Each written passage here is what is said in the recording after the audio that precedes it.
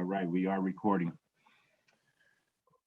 Good morning, everyone. I am here, Mr. Pierce, with some wonderful staff members, and I think one of the things we want to just get help our teachers to realize is that yes, we're talking about restorative justice and building relationships, establishing relationships, maintaining relationships to have accountability for our students. And I think one of the reasons we've assembled this panel of adults, even though I will be doing the question asking. But it's because we all live in a community. We all live in Richmond. We're all born and raised in the community, came up through the schools. And I think now kind of where we are is that we work at De Anza in this position where we're trying to hold students accountable, where we're trying to maintain and foster and maintain those relationships from a restorative standpoint and just from a larger standpoint. And I think one of the things that makes this panel here is unique is that we all live in Richmond. So even at the end of the day, when it's over, when school's out and we go home, we're still running into kids in the community. We are still seeing kids at the grocery stores. We're still seeing kids just out in the community, period. So I think that's one of the reasons why this panel was kind of put together, because we kind of have a school role, the role we play here at De Anza, and then also a role in the community with the same kids that we see at De Anza and kids from other schools. And, sometimes we're successful, sometimes, we wish we could have done more. So it kind of runs the gamut, but I think we want to assemble this panel to kind of touch on some of those issues and kind of speak from the heart and let you all know kind of what it's like from our perspective, a kind of unique perspective of being a school member, productive member of the school, and also being in the community with the same kids. Thank you all. So we'll get into question one, and we'll just basically kind of do a round robin, maybe even in the same order we just went in. That way everyone has the chance to speak and say their perspective. So you may have touched on this a little bit, but what is your role at DA and how long have you been with us? Starting with Mr. Mitchell.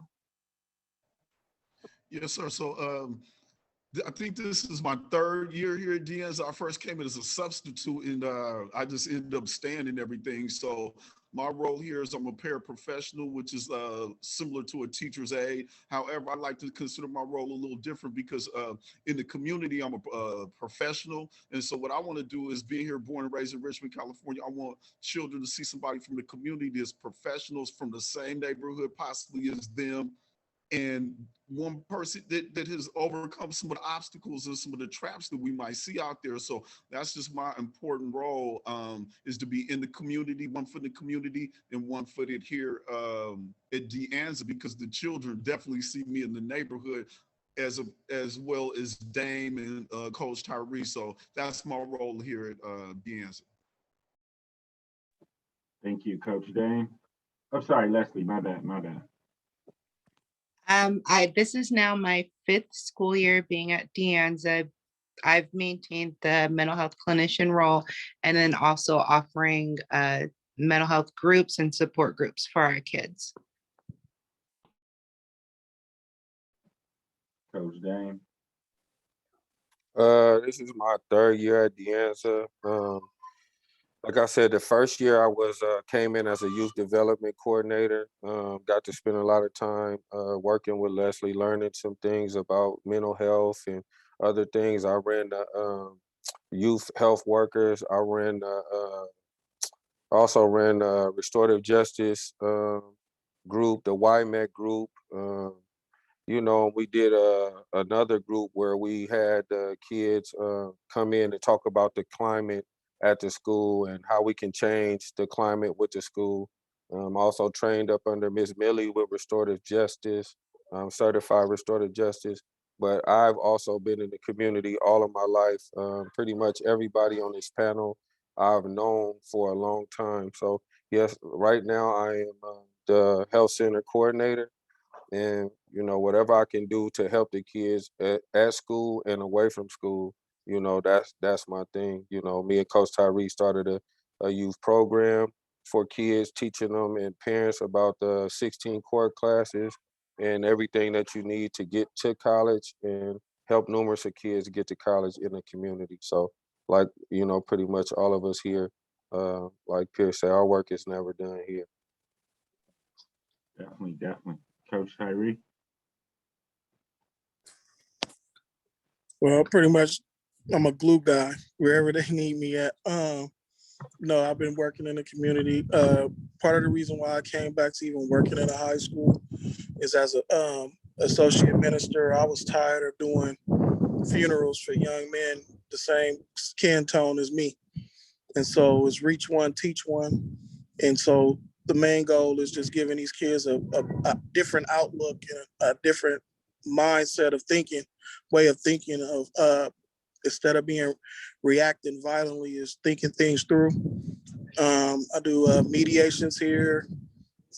We also run tutoring for kids on Wednesdays when we're on campus live.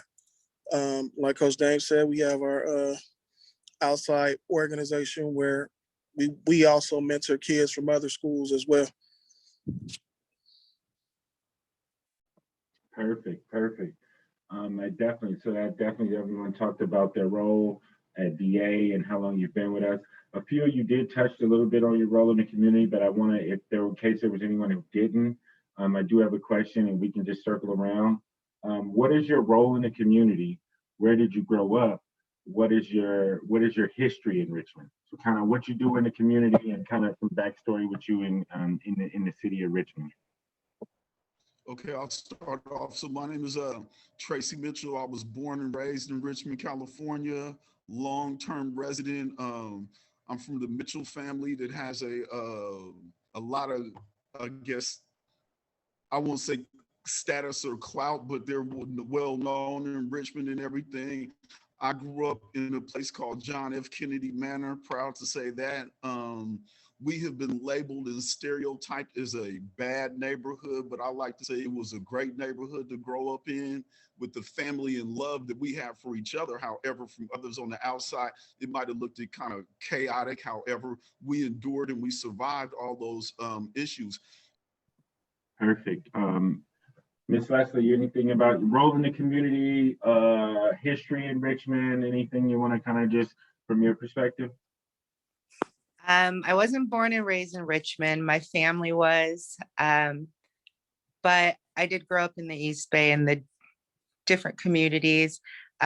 Currently, I run random groups. I do have 3 or 4 groups that I do with our graduating class students. Some is to help with the transition and transference they are with leaving for college. Others are helping find their way in an adult world when they choose not to choose the college route. And I do a wide variety of things for our kiddos, for family support, therapy, resource, and a lot currently with our families of undocumented family members who either need housing help, and especially during our COVID times with helping them find employment in a very unsanctuaried environments. Perfect, perfect. Coach Dame, you mentioned I'm gonna be quiet, go ahead. My name is Coach Dame. I'm born and raised, also like Brother Trace, born and raised in the Richmond community, born at Brookside Hospital, Southside, Richmond, California, by way of Hilltop, California. I was born and raised, stayed in Crescent Park.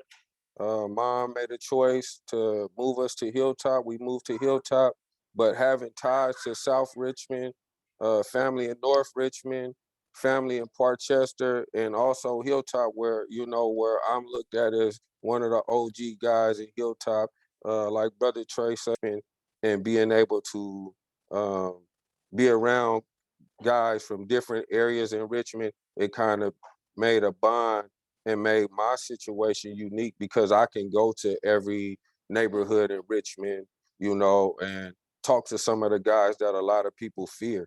And one thing about me, like I said, me and Tyree started this group, started this program, Silly You, a few years back, and we just wanted to supply our city and our kids with the same thing that the kids out in Concord and the kids out in Danville and the kids in some of these better areas having together. And it takes us a longer time to get it together. But I could rant and rave. It's just, like I say, the restorative justice is something that we need, and what we all got to understand as the adults and the teachers and the staff that these kids need us just as much as we need them.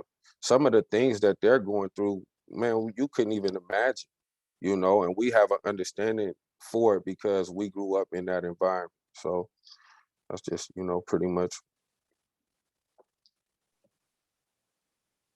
Got it. Got it. Thank you, Coach. Coach Tyree, you have anything you want to add? Pretty much everything was said for me. Coach Dame, like he reiterated already on it. With the group like we have now, is that we just wanted to give these young men another outlook. Some of these guys, we were finding out when we would take them out of town was the first time they even stayed in a hotel, let alone visit a college. So we take them on college visits to visit colleges and meet with admissions, telling them about what's going on, you know, and it's coming about full circle because we had a group of young men back here visiting from college. Jalen Henderson, we had Coach Dame's son. We also had another kid that he went to El Cerrito, and both Coach Dame's son and this kid Diego went to El Cerrito. They came back, and all of our kids within the program, they come back and they tell the kids what to expect when they get to college, what to look forward to getting to college. So now you start to see this light clicking on these kids in these kids' head that is more to it than just what's going on in my surroundings. I like to tell the kids all the time, it's not where you started in life, it's where you end at in life. And that's what we're putting them now, is just repotting that. When a flower is, I always tell kids when a flower needs to, for it to grow, you have to repot that flower. And that's what we're doing. We're repotting these flowers and letting them blossom. Perfect. Thank you. Thank you. And I feel like we did a good job of kind of setting our background and our backstory and everything. Now we're going to shift a little focus to DA specific, and talking about kind of students and our relationship with students, restorative justice, building and kind of building strong relationships, demanding accountability. And as we go around with the group, in the time that you've been here, how have you seen DA grow and change, and what challenges do you see that still exist at De Anza? Well, like I said, I've only been here for a short period of time, so my experience on when I see the change, I just like to say, just kind of camelbacking on what Coach James said a little bit before. I've been to a lot of different schools, but I just like to acknowledge the way the staff seems to get along. You see, everybody gets along and support each other. I've been on some campuses where it's a lot of miscellaneous conversation about other members, and I don't really see the unity or the camaraderie that I see here. So one thing that I see in the way it's changed is I just like to give a shout out to the great things that I see on this campus. First of all, I'd like to give a shout out to Silly U, you know, and that beautiful program being connected.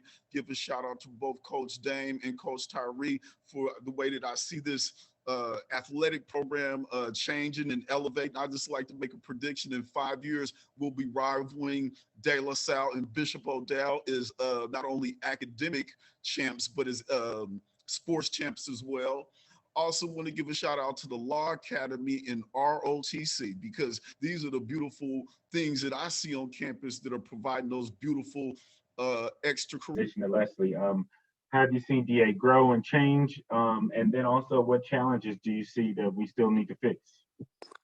We've absolutely have grown and changed. When I first started here, it was pulling hair and nails to get kids to agree to any form of therapy or to any form of group.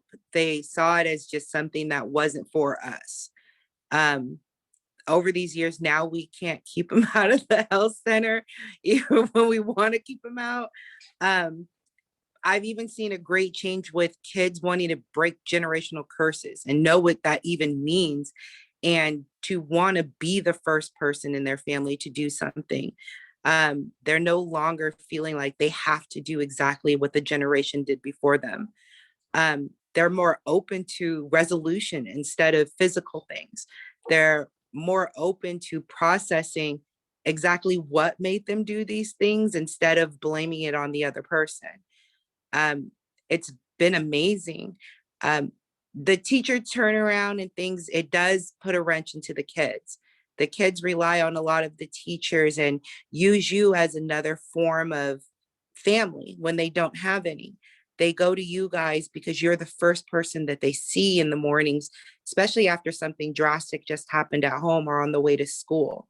So having a familiar face and a face that they know won't judge them if they look a mess, if they had a bad day, if they accidentally fell asleep in class, or even to have the openness of forgiving them when they do forget to do something. It's sometimes the teachers that understand that not everything is on purpose for them and is vindictive is refreshing because they're not getting it anywhere else.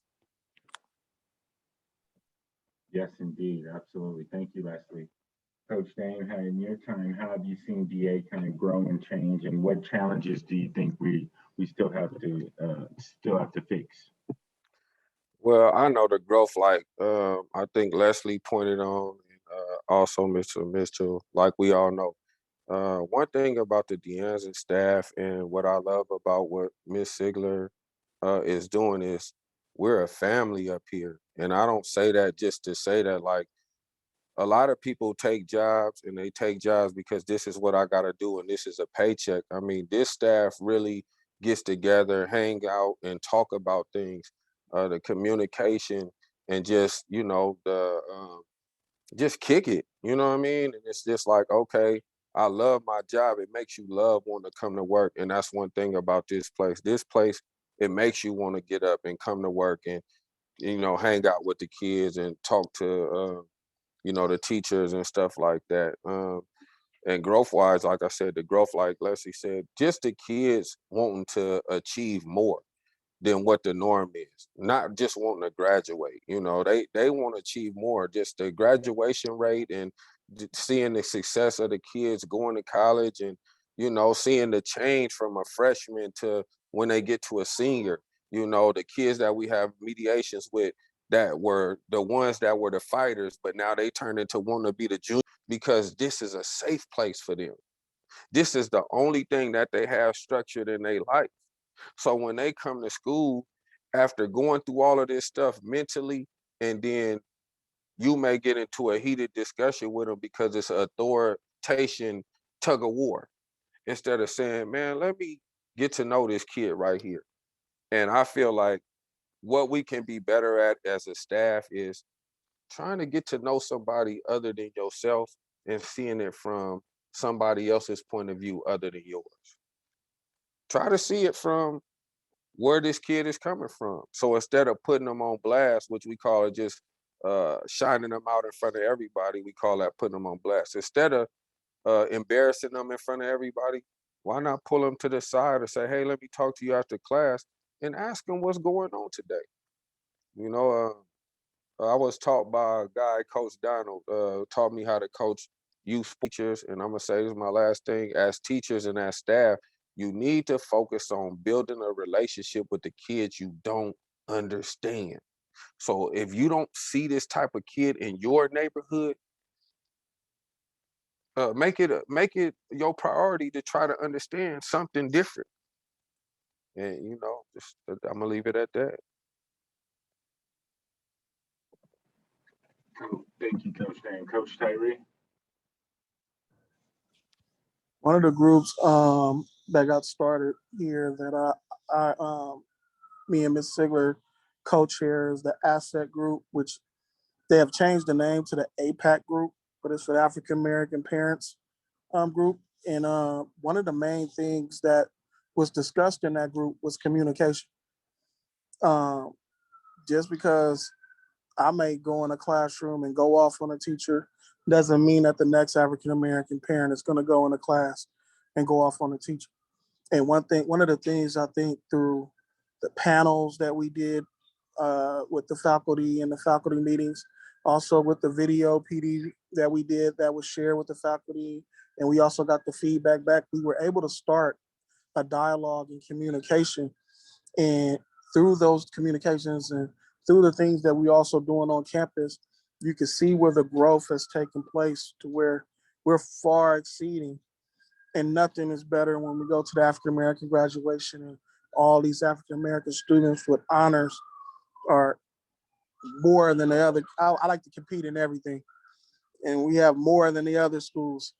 So you can see a different light and a light bulb clicking in these kids' head, looking in a different direction just by simply communicating. Some of these kids have had bad experience with teachers, and one bad move in a class or a misassignment, they think that the world is ending because that's what they've been led to believe, but they've just been passed along. Let the youngsters see their behavior on stage. So through rites of passage and character development, I put that in art form so they can act out their behavior on stage and to see themselves. So my key things is through my development of positive character. Hopefully it's a reflection of the community and what people should want to strive for. And then just rites of passage. What does it take to become a man or a woman? Because at 13, in most societies, they have a rites of passage. In the Jewish community, the Jewish boys have a bar mitzvah. When I was 13, they took me to D-Line, and you don't know what it was. Brandon, you know what I'm talking about. So at 13, I didn't have a bar mitzvah. I went to D-Line.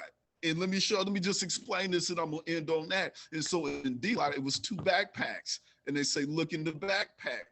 One backpack had a gun and a dope, and the other backpack had books.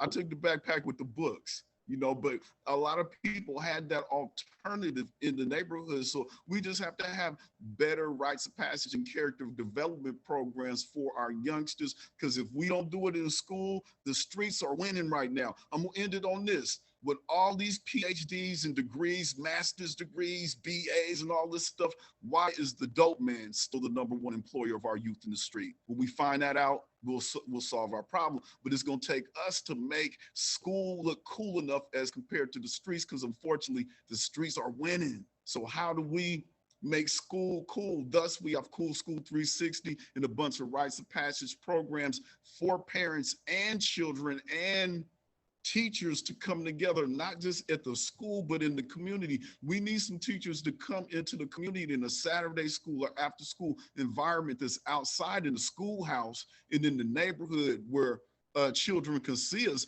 I'm so successful because children know me from the neighborhood. We're creating a platform in Richmond where I've identified space where administrators, parents, teachers, and students can come and sit down and talk and have enrichment activities. If that, I'll land the plane. Thank you. So kind of like I said, it's a twofold question. Kind of how do we have these strong relationships, demand excellence, and my computer just went out. Go figure. And then what's the impact of the role of that in the community? Strong relationships, demanding excellence, and then the turnaround and the role in the community. And this is of the students that we work with here at De Anza, of course. Ms. Leslie. For my role, it's a little different since I'm the mental health clinician. So I do demand excellence from them because I know that they do have it. And in my role, we try to live beyond our trauma. Even though we can go through something, we're not going to let that something hold us down. So I demand it from all of them. We can go through something, but we're not going to let it take over our whole lives. And in that whole realm of trying to figure that out, it's finding the right resources. It's finding other people so that when you're not at school and you're not feeling safe here at school, you do have somebody else that is within your community. It's the beautiful thing about De Anza that if I can't reach him, then I've got Dame, I've got Tyree. Like it's just a matter of seconds of reaching out to somebody that our kids have somebody to support them in and out of school. It takes time. For me, there's really no kind of time limit, minimum or max for the kids. They all reach it when they do. Some of them we hope more sooner than later, but I've had kids that graduated my first year here, and now they're kids that do work within the community. They're kids that do give back, that their goals are when they do go to college and they come back, that they're doing things for the better, doing food banks, reaching out to people in the community who helped them in the past, just giving back to exactly what they took. But they all do. And that's my main point with our kids here is you kind of have to give where you took. Don't forget about where you came from. Go back to that.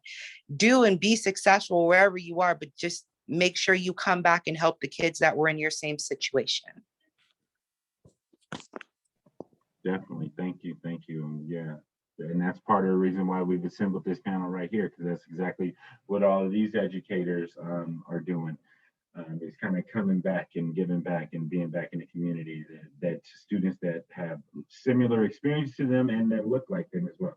So Coach Dame, how do we kind of build these? How can we have, or when we have these strong relationships and we demand excellence from our students, what is the impact or the role of that in the community? Like, how does that translate to the community?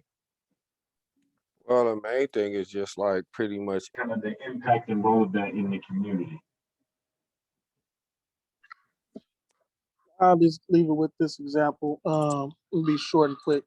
It's like when you approach a newborn baby. They don't always go to everybody, but they can tell when you're genuine and you have love for them. When you share, a lot of times we talk at kids and we're not really talking with them.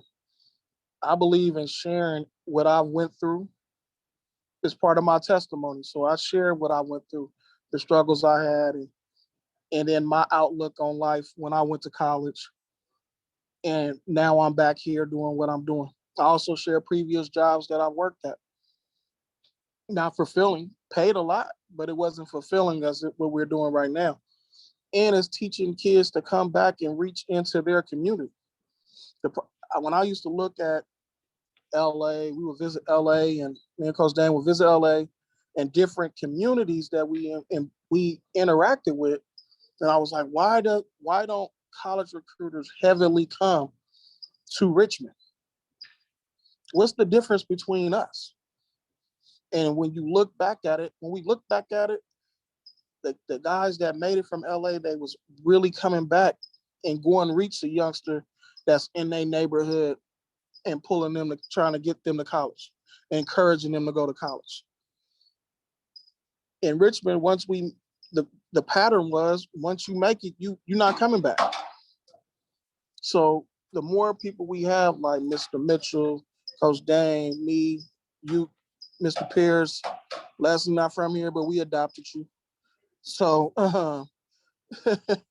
she done touched more kids than most people. It's sad though, she's not from Richmond. She's touched more kids in the city of Richmond than people that live here have, so the more people we have giving back into the community, the better this gonna be.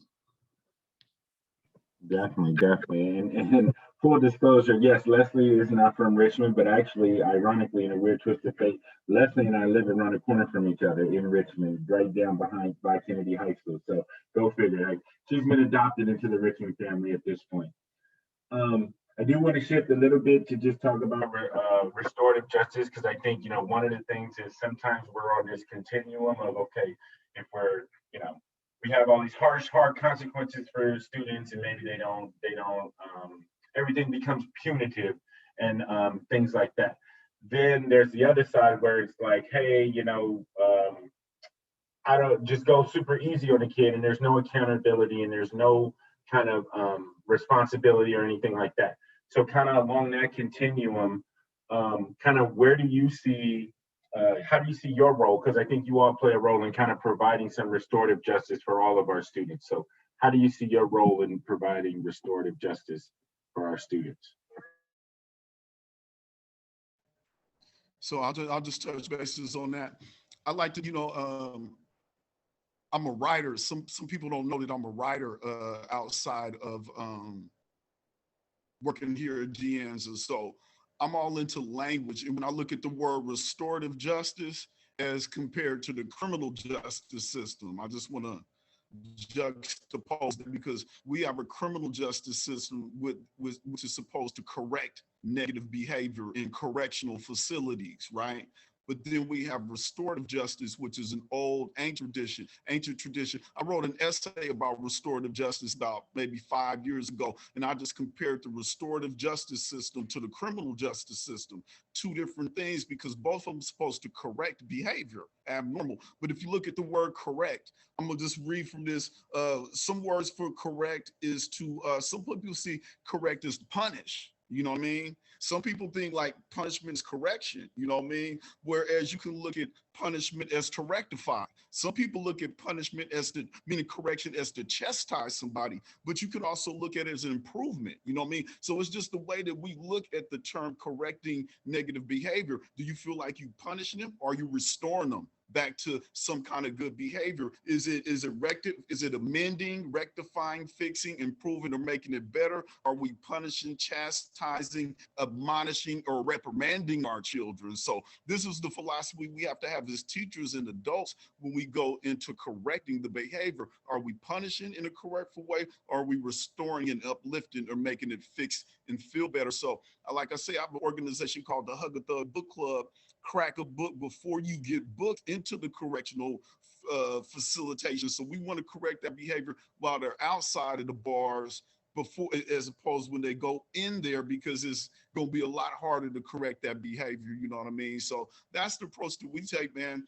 Restorative justice is not punishment. It's about restoring the positivity in them, because restorative justice goes back to New Zealand where it first started, and it's about helping people find out their song, but that personal good vibe. Because in New Zealand, in the old culture, there was no right and wrong. It was just the person was off rhythm. They was a little unbalanced. You know what I mean? Then we would look at justice. The lady of justice is it's the scale. You know what I mean? The balance. That's what justice is all about.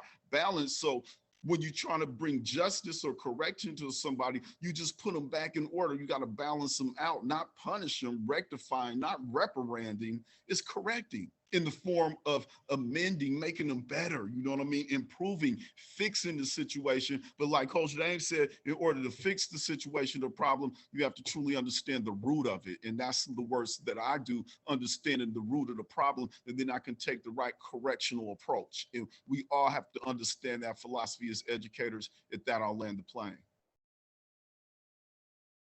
Perfect. No, I appreciate that. A lot of restorative information you just gave us too. I'm loving that Hug a Thug book club. You have to tell us more about that. You know what? And a matter of fact, Mr. Mitchell, we may need to talk off the record and figure out how maybe kind of some of these programs that you're spearheading and leading, you could maybe impart some of that wisdom into our staff. But that'll be part of a separate discussion that we can have.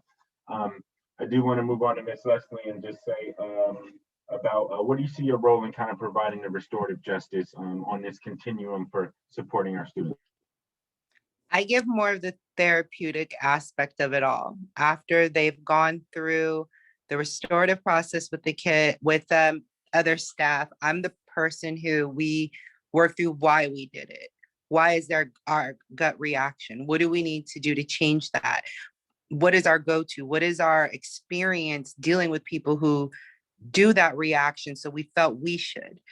I just give more of a why we did it, don't do it again, and what we can do next time to make sure that you give a better positive aspect for it. My work with the kids is more of a one that you guys won't see. It looks like to you guys that I just hide them or I let them get away with things, but it's not. We have a deeper aspect of what we go through. We have it's a very deep-seated thing that is a lot of their reactions. There's a lot of it's generational, that they do it because they were taught to act that way. And then that person taught them because they were taught that way. So when we speak with the kids and we work with the kids, we're not letting them off early or easy and letting them get away with things. We just know how deep and how far it goes and how hard change is to change the behaviors that they're being reprimanded for. Absolutely. No, that's some great points you bring up, Leslie. Definitely. I'm going to transition to Coach Dane. Coach Dane, kind of how do you see your role on that, providing restorative justice for our students? Like Leslie and Mr. Mitchell both said, our thing is kind of, and we do mediations as well. My thing, like what I learned from Miss Millie, who teaches restorative justice, we gotta find out what the triggers are. What made that kid do what what they did? And once you understand why, then you can understand how to fix it. Like Leslie said, ours is kind of just not a punishment thing, but why did you do it? And we got to understand we're talking about kids that's been generationally scarred. So just like you said, at home, maybe this is what my mom, my grandparent, my grandfather, or aunties, this is how they showed me how to cope with negative things or when things go wrong. What we have to do is teach them that that's not the way to do it. And hey, we need to learn how to break a generational curse. So in order to break the curse, I need to find out what triggered that kid to react that way, and then find out why do they react that way when things go wrong. And that's the thing. It's just like he's saying, the difference between us and everybody else is just building that relationship and having the kid able to open up to us and really tell us what's wrong. And like Coach Tyree, I think he said back, the difference between us and them is I don't have no shame in nothing I went through in my life. Am I perfect? No. Nobody's perfect. So my thing with getting to the kids is when I have get-togethers and sit downs with the kids, I started off by telling them things about me, personal things about me. So now that kid feels like, well, dang, okay, well, Coach Dame ain't just a teacher or administrative dude. So whenever I run to Coach Dame, it's not I'm gonna be in trouble. So then they'll start to come and talk to me about a lot of stuff that's personal that they won't tell anybody else about. And I can start to correct them and fix them and tell them why that's wrong and the consequences of what'll happen if you continue to do that. We know the consequences. The first thing we taught when we was young was yes and no. No, no, no. So it's the same thing. Either you gonna do it or you not. And life is about choices. But you gotta get these young kids to understand uh, why they're reacting the way they are. And it's a trigger that, like Miss Millie taught me, it's a trigger that makes kids, that's even all of us, it's a trigger that makes us react emotional and erratical to things. So once I understand how to control that emotion and to control what triggers me, as you get older, you start to say, man, I'm not going to even be around nothing that's going to make me react like that. And we got to understand we dealing with kids. So we got to teach the kids how to get to that point too, not to react negatively or, go crazy off of everything somebody do and try to get them to understand. And it's funny, and I'm gonna leave it at this. It's funny because some kids start to understand once you talk to them, and they'll start to look at other people and be like, man, that's how I used to look, huh? And I'll be like, yeah, look at that. Man, they crazy, man, they a fool. Why they doing that, coach? And that's what it is, just getting them to understand, what they doing, man. And once you do that, man, like I said, letting them know that you're not perfect too. We adults, we got stuff we going through too. And sometimes maybe coming in class, and when you get in the class, maybe before you start teaching your lesson, hey man, how y'all doing today? I'm doing like this. Well, man, hey, Coach Dame is feeling good today, man. I had a situation, I lost a family member, man. I ain't feeling so good, but I'm just happy to be here with y'all because it take my mind off of things. And I done seen Coach Tyree talk about the situation with his dad. And when you open up with kids like that, it make a kid look at you like, dang, well, let me go talk to Mr. Mitchell or Miss Leslie or Mr. Pierce. Man, you okay today? And then you'll start to build that relationship with the kid because the kid may say, man, that's all right. Man, my uncle got hit by a train yesterday. And some of these ain't made up stories. Man, my uncle got hit by a train and they knocked his leg and his head off, man. And my dad is stressed out. Man, you don't know what these kids is going through. So, just opening the door to building a relationship. So that's my take on the restorative justice. Learning the trigger and what triggers a person emotionally to react the way they do, and then restoring the relationship with somebody. Definitely, definitely. Thank you, Coach Dan. Coach Tyree, kind of where you on the restorative justice? What do you see? How do you see your role as providing restorative justice? Well, some of what Coach Dame had already said, but and like in the mediations, you pretty much try to break the ice because kids come in there upset. Most of the time, we get them when they come back to school from suspension, or we try to nip it in the bud before it even gets to that point. We became pretty good at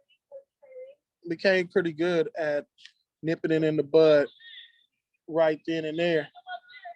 Uh, when when we first get ears of what's going on and what issues is going on.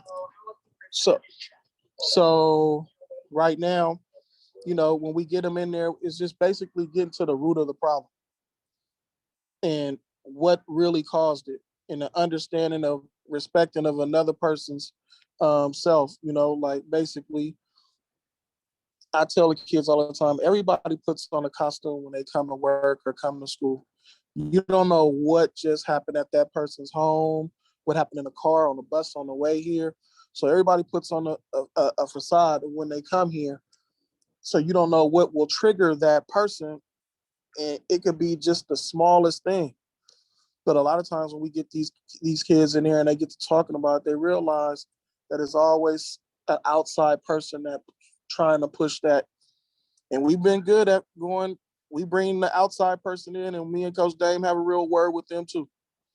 So that's pretty much the last that I was going to put in there. Perfect. I was so busy listening to you all's answers and anecdotes and everything that look, my computer where the questions are actually went away. But one of the definite things I'm hearing is kind of maintaining those relationships, figuring out kind of the triggers, and also repairing the harm, repairing the relationship, reestablishing the relationship. And I know there's some examples that are going to be talked about in the actual PD separate from this video, but that's definitely the overarching thing. This is our last question for all of our panelists. And this is something I think we've all admired. All of you are doing very well. I know myself has kind of just watched you all do this and navigate this because it's not easy. Ms. Sigler has seen it as well. But how do you or how can we as teachers, how can we as staff members set limits and boundaries with students, but also at the same time maintain this trusting relationship?